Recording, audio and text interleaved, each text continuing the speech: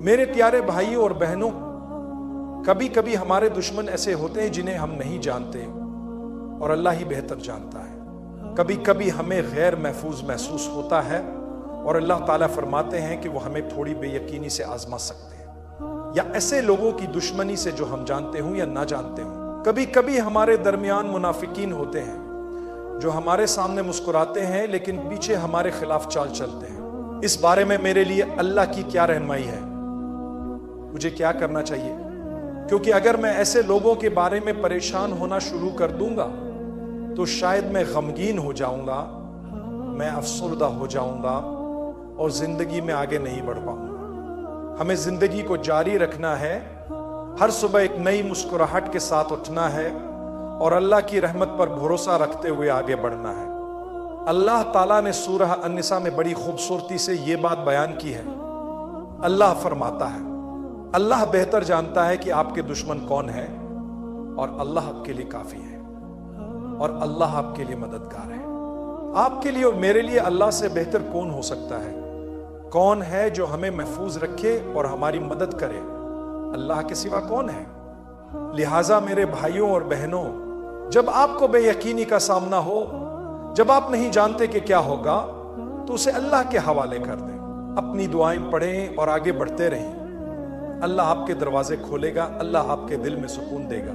آپ کو یہ بات جاننی چاہیے کہ اگر پوری دنیا آپ کو نقصان پہنچانے کے لیے اکٹھی ہو جائے تو وہ آپ کو کوئی نقصان نہیں پہنچا سکتی جب تک اللہ نے یہ آپ کے لیے مقدر نہ کر رکھا ہو۔ اس لیے اللہ کے سپرد کر دیں۔ یہ بات بہت اہم ہے کیونکہ جب ہم قرآن کی آیات پڑھتے ہیں تو ہمیں ایسی بہت سی آیات ملتی ہیں جن میں بتایا گیا ہے کہ رسول اللہ کے مخالفین جو نہ صرف ان کے ذاتی دشمن تھے بلکہ انہوں نے انہیں جھوٹا بھی کہا۔ وہ کہتے تھے کہ رسول اللہ وہ نہیں ہے جو دکھائی دیتے ہیں، حالانکہ وہ نبوت سے پہلے صادق اور امین یعنی سب سے سچے اور سب سے قابل اعتبار شخص کہے جاتے تھے۔ اگر لوگوں نے رسول اللہ اور ان کے ساتھیوں کے ساتھ ایسا کیا تو پھر ہم کون ہوتے ہیں؟ ہمیں اس بات پر افسوس نہیں کرنا چاہیے، کیونکہ اگر اللہ کے راستے پر چلنے والوں کے ساتھ ایسا ہو سکتا ہے تو ہمیں بھی اس کا سامنا کرنا پڑے گا۔ جب لوگ آپ کے بارے میں کچھ برا کہیں تو ان باتوں کو اپنے دل پر نہ لیں۔ یاد رکھیں کہ اللہ کے محبوب بندوں کے ساتھ بھی ایسا کیا گیا، تو اگر وہ ہمارے ساتھ ایسا کر رہے ہیں تو اس کا مطلب ہے کہ اللہ ہمیں پسند کرتا ہے۔ ایسے وقت میں مسکرائیں اور ثابت قدم رہیں، کیونکہ اللہ کا وعدہ ہے کہ وہ اپنے راستے پر چلنے والوں کی حفاظت کرتا ہے۔ اللہ فرماتا ہے، کہہ دو میرا محافظ وہ ہے جس نے کتاب نازل کی، اللہ ہی نے ککاروں اور ان کی حفاظت کرتا ہے جو اللہ کی رضا کے طلبگار ہوتے ہیں۔ اللہ میرے لیے کافی ہے، مجھے کسی چیز کی فکر کرنے کی ضرورت نہیں۔ وہی عرش عظیم کا مالک ہے۔ اللہ پر مکمل اعتماد رکھیں اور اپنے معاملات اللہ کے سپرد کر دیں۔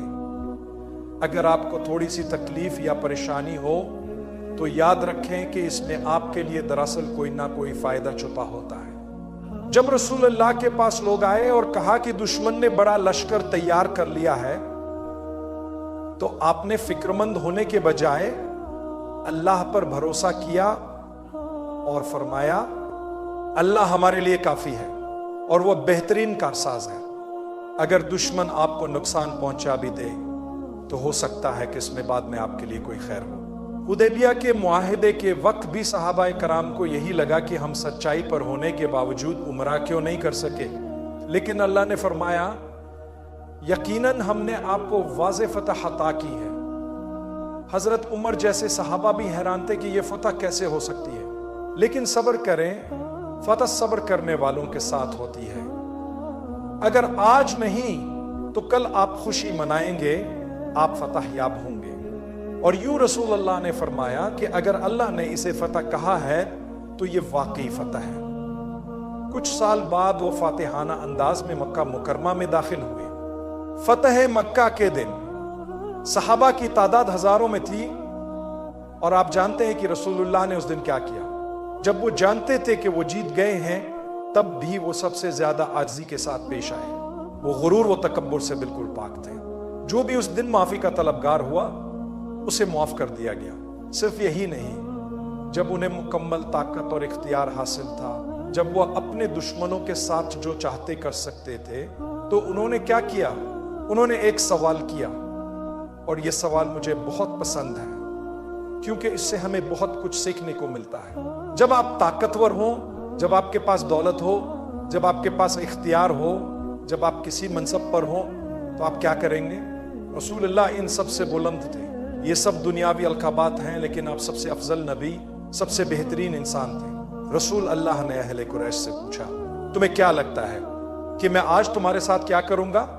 وہ جانتے تھے کہ انہوں نے کیا ظلم کیے ہیں، قتل کیا ہے، لوٹا ہے، ستایا ہے، لیکن سب خاموش کھڑے تھے۔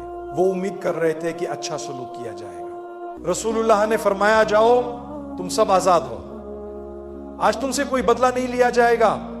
حضرت موسیٰ اور بنی اسرائیل کو فرعون کے ظلم و ستم کا سامنا رہا۔